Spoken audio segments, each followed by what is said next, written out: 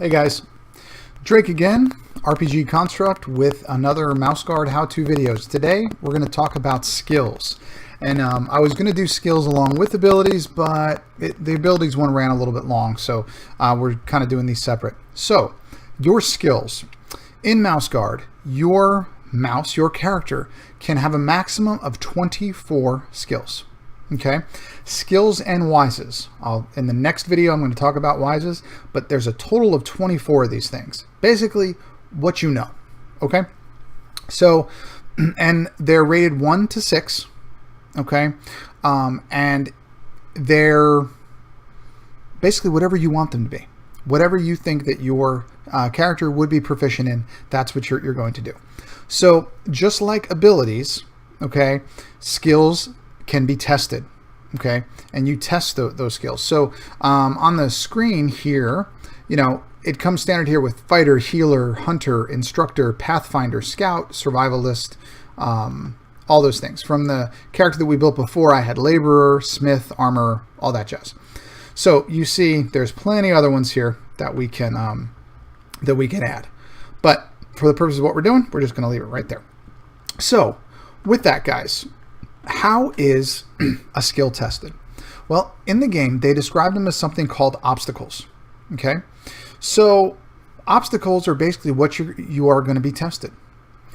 It's something like if you're going to be using your fighter skill, okay, you're going to use that if you're going to mean to attack something, okay, or something like that. But actually, that's probably not a good thing. I'll get into combat in another video. Let's say something like scouting, okay. I believe we have a scouting thing on this guy. Yeah, it's right there. Let's just say for giggles that his scout rating is 3. Okay. So let's say that in this story, as a scout, you want to use the scout skill to scout ahead and look for the footprints of some mice that you're tracking. Okay. So let's say that I say that this obstacle has a rank of 2. Now, let's get into that real quick. Obstacles have different ranks, 1 to 6 plus, but we'll just talk about 1 to 6. 1 is very easily overcome. Okay, anybody's gonna be able to do that usually. 2 is a normal guardsman duty. They're fairly adept at it, not too hard to do. 3 is a little bit more challenging. You may need some help to complete it. 4, according to the book, the way that they describe it is it's just downright hard to do. So you may need some help from your patrol. You may need to use some other things to bump your rank, and in order to make that happen. 5. This is very, very difficult. Think about it on a scale of, you know, in your normal D&D, it'd be like rolling a 17, like a DC 17 check on a D20 with no modifiers. So it's very difficult. Or 16. And then 6 plus, these are very rare. It would basically be almost impossible. It'd be the equivalent of on a D20 with no modifiers rolling a 20. So you have a very small chance to do that. So you kind of keep these obstacle ratings in mind as the GM is running the game. Okay, so that's how your skills are tested. All right, it's also how your abilities are tested in the very same way. So let's go back to here where we had the scout. Okay, so there with the scout, he had 3, a rank of 3 in his scout skill here. So, and I said that the obstacle to go and do that is going to be 2. So he needs to roll 2. So what I do, I take 3 because I have a rank 3, 6-sided dice. Okay, and I roll those. Okay. So in order for me to be successful in this test, okay, when I roll a 6-sided dice, a 1, 2, or 3 is a failure on that die.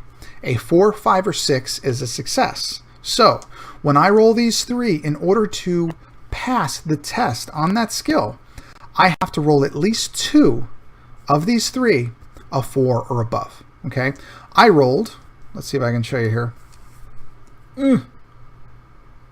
I actually did really well.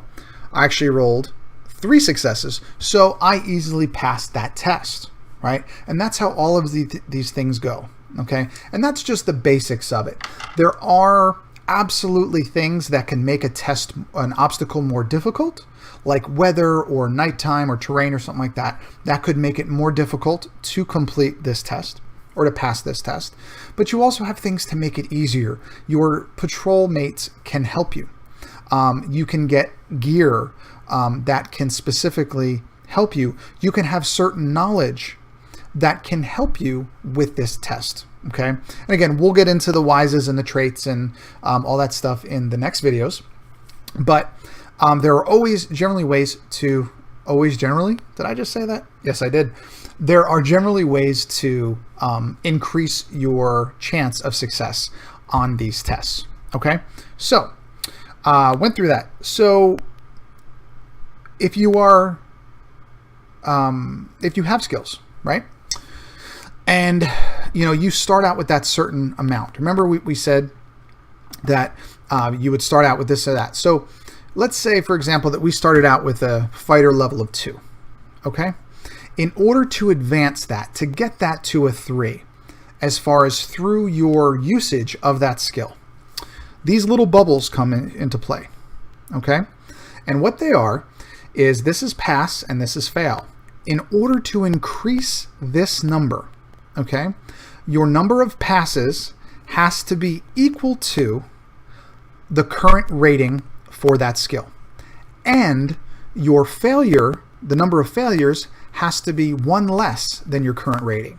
So to get my fighter rating up to a 3 for purposes of advancement, I would need 2 passes and 1 fail.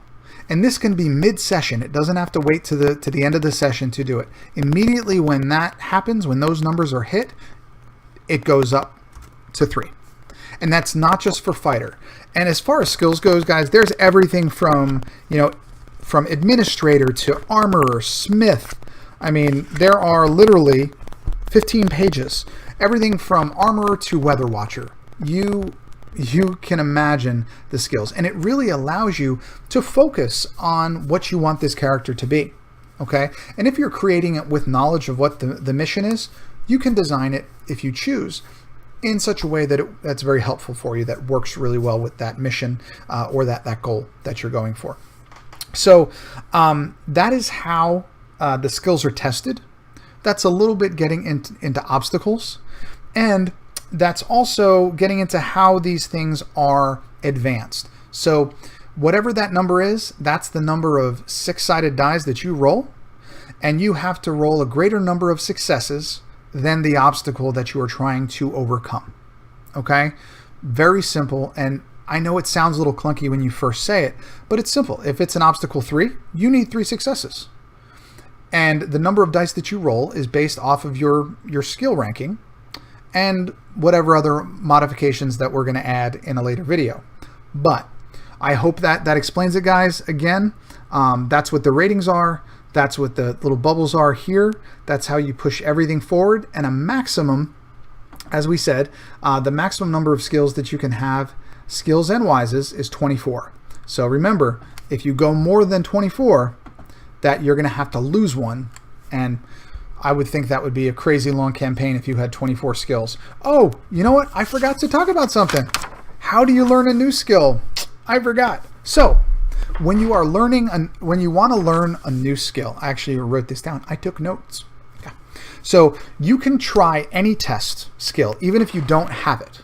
Okay.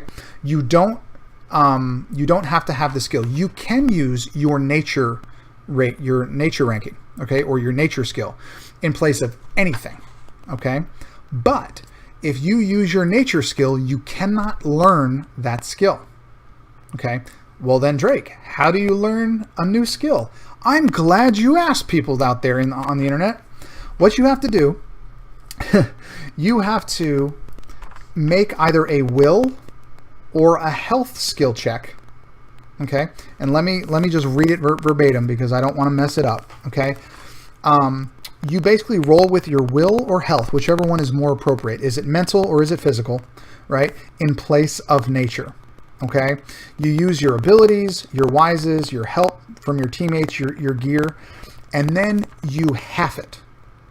Okay, so if you so like I said, you add all those up, and then you half it.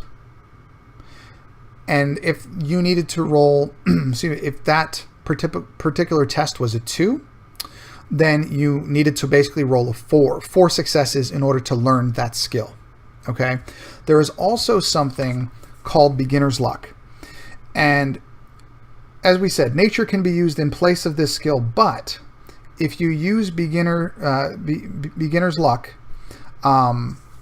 basically you don't learn that skill either. And I had this whole thing written about, hold on one second. I'm sorry. That's what beginner's luck is, guys. I'm sorry. So yeah, what I was talking about with rolling health or will, and then adding your modifiers and everything, and then halving it, that's what you call beginner's luck. Okay, you're trying to learn a skill, you can do that half. You're not very adept at it, but if you're lucky, you can get in because you're just learning the skill. So sorry about that. That was a little bit unclear, but that is how you learn that skill. So again, guys, if you want to learn a new skill, do not use nature. Nature will not help you there. Okay. I mean, you may pass the test, but you won't learn that new skill. So keep that in mind. You don't have to learn everything that you're tested on, but using nature as kind of your base skill allows you a little bit more flexibility and leeway with regards to all of your skill rolls. Okay. Just because you don't have scout, it doesn't mean that you can't roll and take a test for scouting. Okay. So keep that in mind, guys. I hope that makes sense as far as skills, advancement, and how to learn new ones. The next video I'm going to be doing is going to be traits and wises. And I think those will be very interesting as well. So we're at about 12 minutes. So I'm going to end this one here, guys, and I will see you next time.